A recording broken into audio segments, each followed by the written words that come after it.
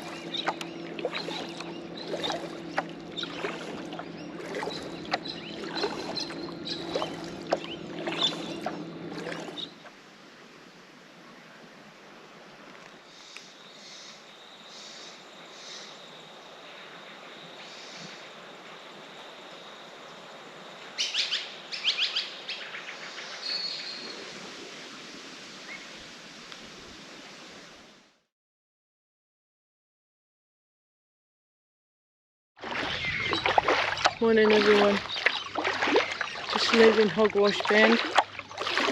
Sorry I didn't get any footage yesterday. I had a visitor from representative of the men's shed and spent a bit of time chatting. Then the caravan turned up right next to me, so I didn't want to, you know, be in the face of public enthusiasm, if you like, knowing what I was doing. And I just wanted to get food on, and then the wind got up and really had no choice but to get in the tent and tie everything down.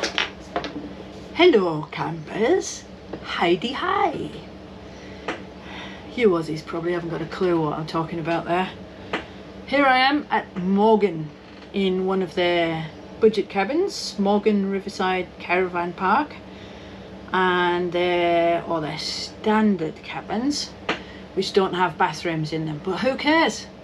It's got bed, and the bed's got sheets, and they're giving me a towel, so I'm ecstatic. I'm also ecstatic because my clothes have been washed. They're sort of everywhere, drying, you know, beggars can't be choosers. I put my shorts and a bra on my kayak because it's steaming hot out there. So I'm just waiting for my shorts to dry, and then I may take a little walk over to one of the two pubs which are right next door to each other apparently. And I can't remember what I did or didn't get up to yesterday. I didn't have much video of me because I was in a campsite with a lot of other people listening into my every word. But yesterday I left Holder Bend at 8:45 in the morning, and I was in two minds whether to get in the water and paddle hard or paddle slow. But as it was, I was awake because I was thinking about it, so I got in the water to paddle hard so that I could get to Lock 2 because their last push through the lock is 11:30. So if you're not there by 11:30, you're waiting until 1 p.m. And I'd already had to do that, and that was a pain in the neck. So I really did push to get there, and at 11:25, I just turned the corner and there was the lock in front of me. I phoned the lockkeeper and said, can you see me? I'm trying to beat the deadline. And he said, come ahead. He opened the gate, and I literally paddled through those lock gates as the time struck 11:30. I couldn't believe it. So I was ecstatic about that because I'd managed to beat the deadline. It was extremely turbulent, you know, really turbulent at the bottom of that lock.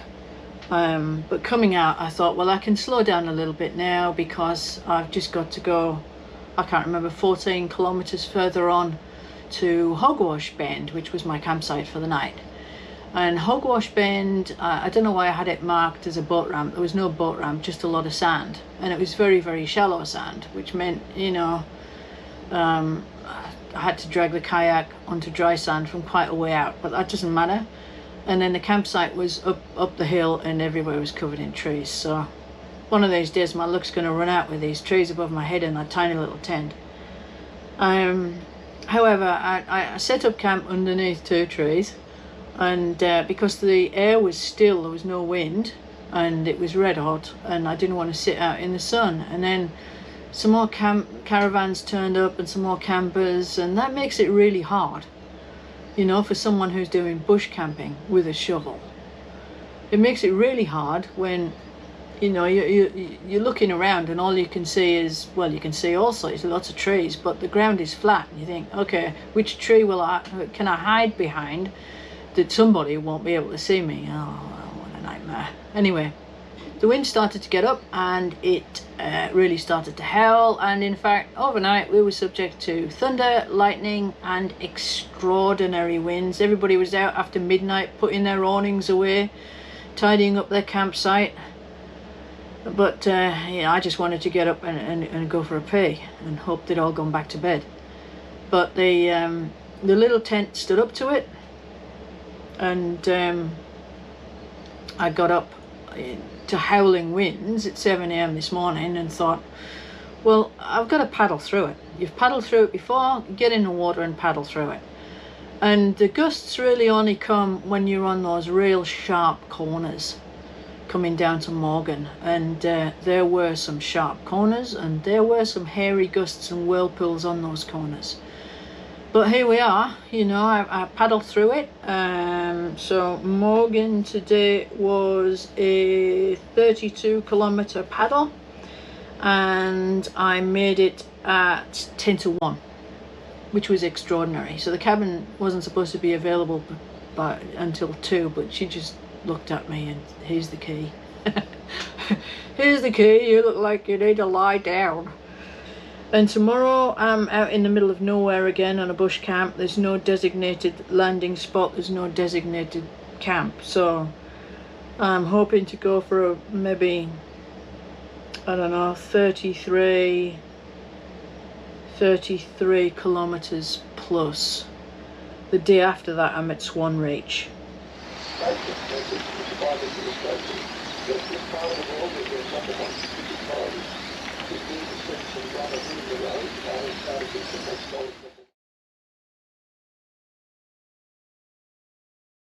For other stuff, once there's some room cleared out, I suggest you can order some. Yeah.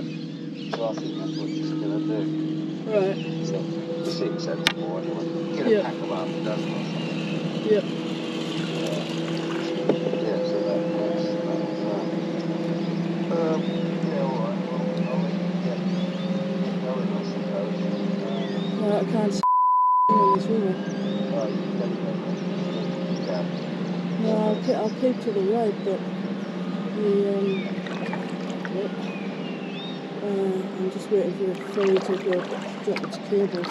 Yeah. Yeah, that was that. I had a phone call from O'Brien Ladies yesterday. Yep.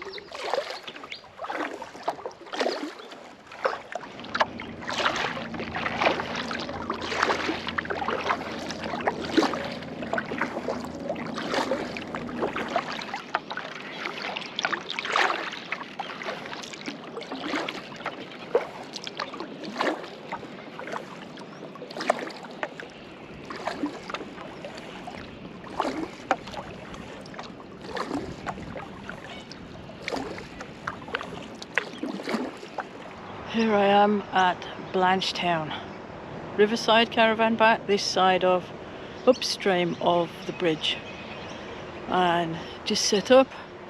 Humidity is ridiculous. I'm going to go for a shower and the park owner is going to give me a lift into town so I can eat at the hotel. How fantastic is that? Awesome.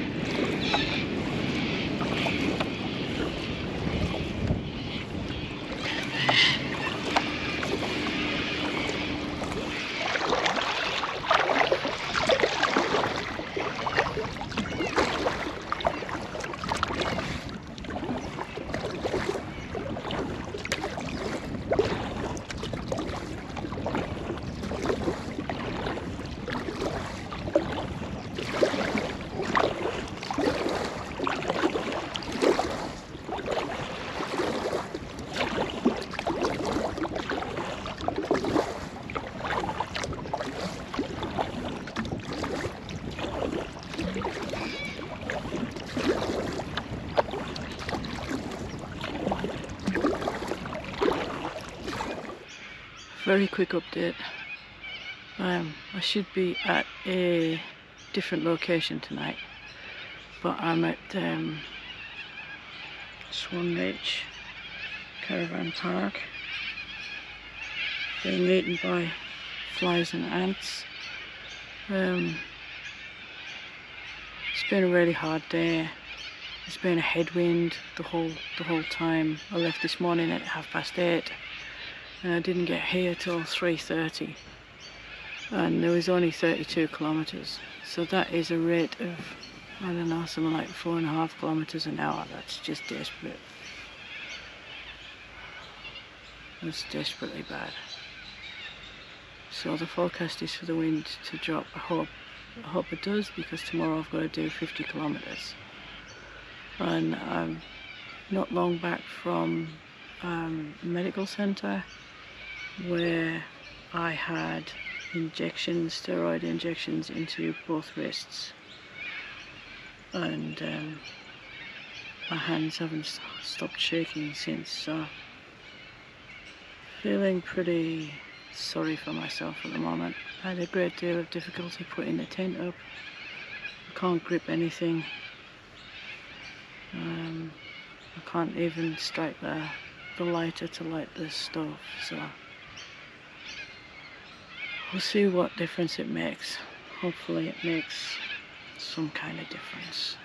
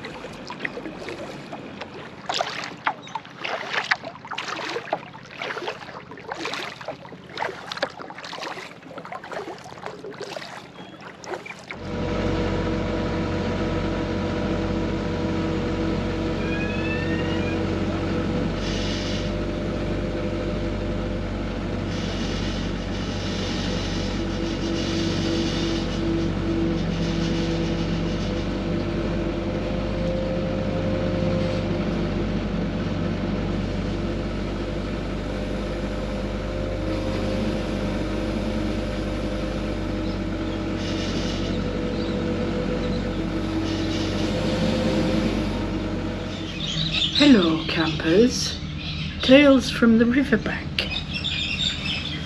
Well, as you can see in the background, there's my tent and Captain Yoda, and you can hear the ferry.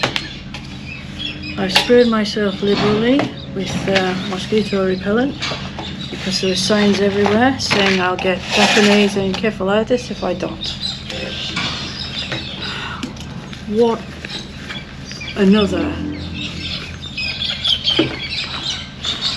disaster of a day. Nothing is where it says it is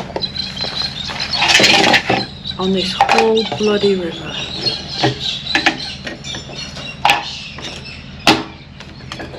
So I should be, I don't know, I should be 4 kilometers upstream, and when I arrived, I checked the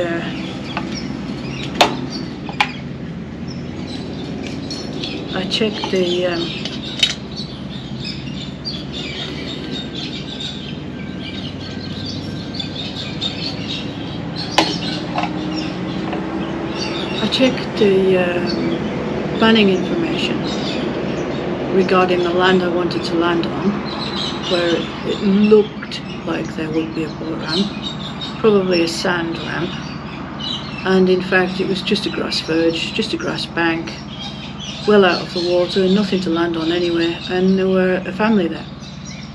And the land information said Crown land.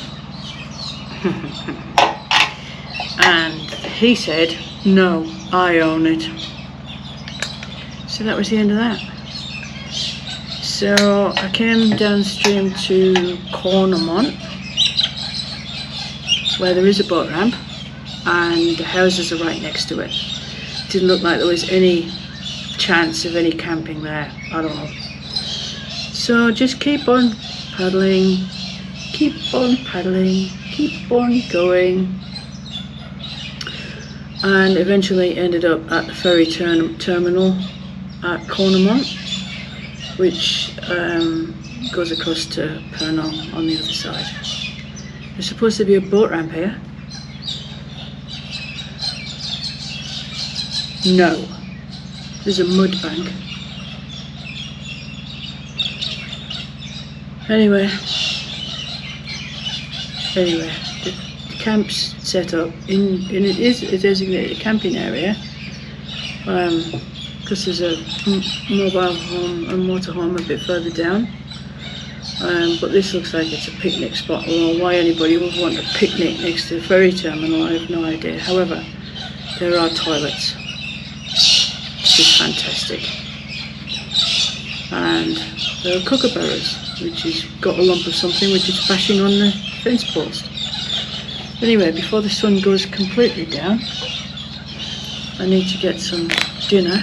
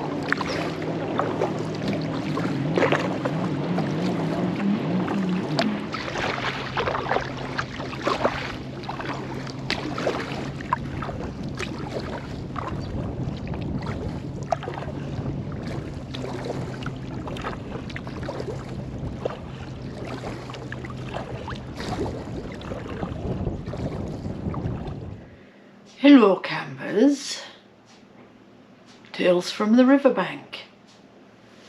It is Sunday the 20th, I have 2 more nights, 3 more days of paddling. Today's been, you know, just when you think it can't get any worse, it can get worse. So today was just headwind. Headwind the whole way. I only had to do 41 kilometers, and I was late getting in the water because Farmer Chris brought me a fantastic delivery, so I wasn't in the water till 9, but I wasn't off the water till 4:30 for 41 kilometers. So what's that? 4:30, 9, 9:15 I think. 7 hours. 7 hours to do 41 kilometers. So 40 divided by 7. It's less than 6 kilometers an hour. I mean, and tomorrow I have a 48 kilometer paddle to Murray Bridge.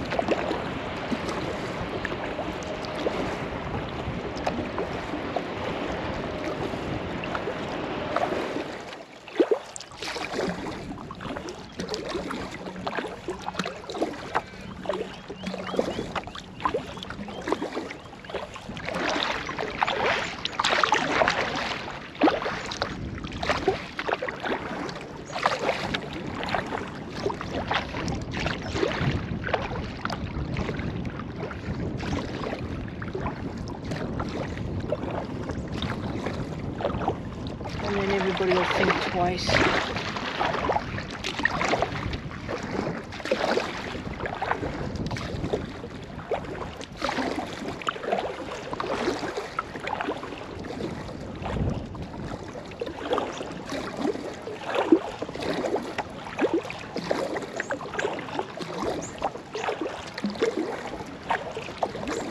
on, run yourself aground.